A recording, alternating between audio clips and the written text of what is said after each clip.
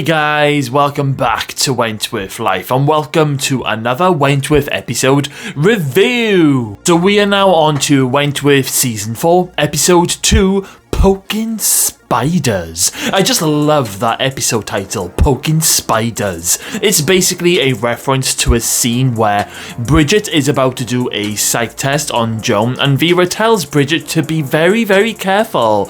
You're poking a very dangerous spider. It's very clever. When the episode begins, we are greeted with a gentleman who we've never seen before. It's Joan's solicitor coming in to see her. At the same time, Bridget is coming to check on Kim because, you know, she ripped herself to shreds last week on the barbed wire. Now, Joan's solicitor doesn't have the best news for her and no proper updates that she wants.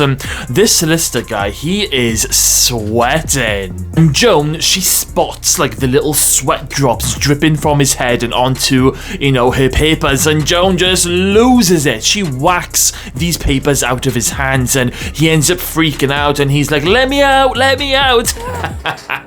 Now Bridget, she catches the tail end of it all and she sees Joan having some strange episode to herself. This gives Bridget alarm bells, thinking that Joan should never have been given a clean bill of health to get out of the mental hospital that she was originally in. So Bridget goes to Vera about her concerns, but Vera has something else to worry about.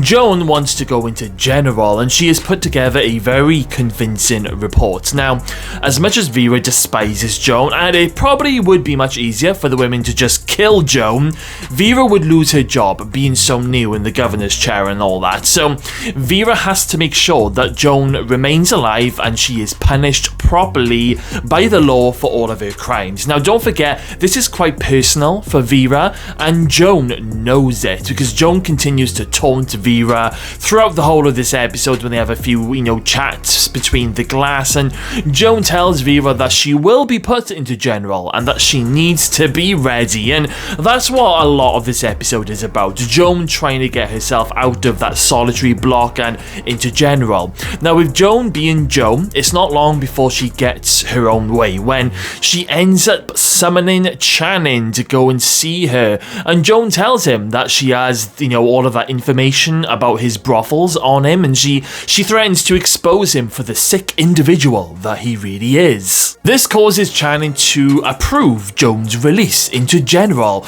but not before putting on the teal, which Joan ends up doing at the very end of this episode, and I've just got to say, I am not a fan of Joan in the teal. It really does not suit her, it's not her colour. I much preferred her in the dark governor's uniform. There is also a moment in this episode where a mannequin head is hung from the corridor and it falls in front of Channing and Vera as they're walking down the stairs, and this is clearly a message from the women letting them know that Joan will die if she goes into general, but this doesn't affect Channing's decision at all to let Joan out. In fact, he probably wants Joan to be killed.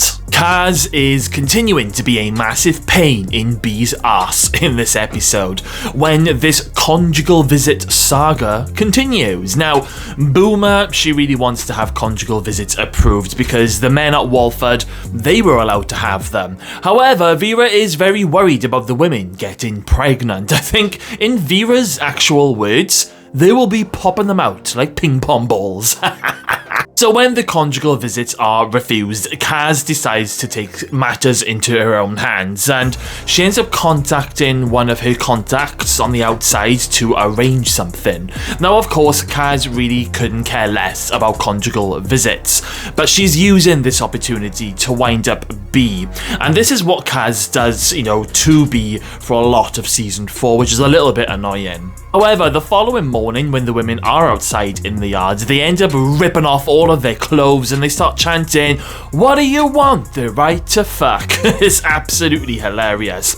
Now Kaz and the girls, they're basically in the middle of a naked protest in the yard, and then a drone flies over and it's got a camera attached to it, it's recording them all. And do you know what? I've got to be careful with what photos I show because there's a lot of nakedness during this scene. Vera ends up authorizing an officer to shoot down the drone, which he does, and then all of the officers that are on duty, they end up up in the yard and they end up trying to restrain all of the women, trying to get them all back to their cells, and literally the protest turns into this like little huge brawl between the women and the officers. It's actually quite hilarious. At one point there's like an officer rolling around on the grass with naked women. Things get a little serious though when CRAIGz ends up assaulting Will between his legs, causing Will to throw her off him, and this causes CRAIGz to land face first against a bench, and it's really nasty when like the sound of the bang, oh my goodness, and she ends up with this cut on her face. She then starts calling Will a filthy pervert and a predator, and I'm just like, whoa. Let's just quickly rewind there. CRAIGz is the one who assaulted a man between his legs, not the other way around. The whole face meeting the bench moment was a complete accident, but CRAIGz is so consumed with hating men at this stage of the show that there's just no reasoning with her at all. I suppose she's a little bit crazy, and the reason why she hates men so much, it will all be revealed in future episodes, and that on its own is equally as disturbing. Vera ends up firing Bridget after discovering last week that she is indeed in a relationship with Frankie. Now Vera, she is absolutely furious at the start of the episode. However, Vera ends up reinstating Bridget by the end of the episode, after having a big think about things. There is a funny scene though where Vera goes to Bridget's house and ends up having dinner with both Bridget and Frankie, and Frankie was just loving every moment of it. Vera picks Frankie and Bridget's brains about the reasons why Joan wants to go into general, and Frankie, she comes to the conclusion that Joan may want to become the top dog, much to Vera's horror. Frankie goes on a little journey of her own in this episode when her father reveals to her that she has a younger sister who would like to meet her, and I tell you what guys, this scene where Frankie goes to the park to meet her sister for the very first time, it always turns me into an emotional ball of mess. It's so beautiful and it's so lush. Now, Frankie, she does have a few emotional wobbles throughout the episode because, she was in prison for such a long time, and in her own words, she loves being free, but things were so much clearer when she was in prison. And I honestly feel that they portrayed this really well with Frankie during this season. It's not easy for anyone who's been in prison for a very long time to just have a normal life on the outside when they are released. It's going to be strange and very hard for that individual. So well done for Wentworth for highlighting this in season 4. Frankie ends up telling Bridget that she is going to move out just for a little bit, just to find herself again and get herself together, and this of course will be the last time that we see Frankie for quite a few episodes, but fear not, she will be back in a few weeks. Maxine notices that Ali has the hots for B, and Maxine persuades B to use this to her advantage to, try and get Ali on side, and B ends up giving Ali this haircut, and oh yeah, this is the start of a very, very beautiful relationship, as we all know. Maxine, on the other hand, oh no. Maxine ends up finding a lump in her breast, and she even goes to see Liz so that Liz can have a feel, just to confirm that there is something there. Now, as we all know, this is the start of a heartbreaking storyline for Maxine. I always remember when I first saw this scene, I just knew this was going to be a cancer storyline, and I was dreading it.